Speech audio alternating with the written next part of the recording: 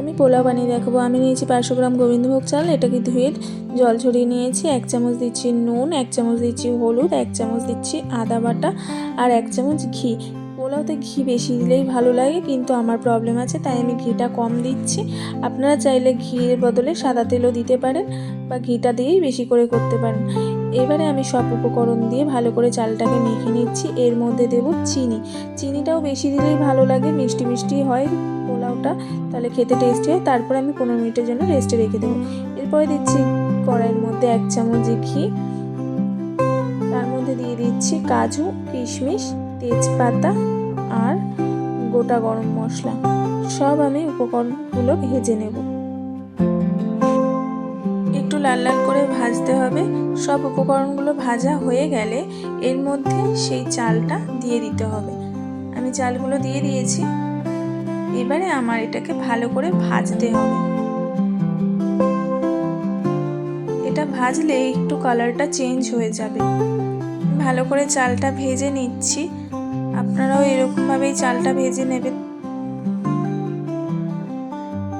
আমি এর সাথে একটু সাদা তেল অ্যাড করেছি। আপনারা চাইলে সাদা তেল অ্যাড করতে পারেন যাদের প্রবলেম আছে আমার মতন, আর না হলে পুরো পোলাওটা আপনি ঘি দিয়েই করতে পারেন। ঘি দিয়ে করলে পোলাও বেশি টেস্টি হয়।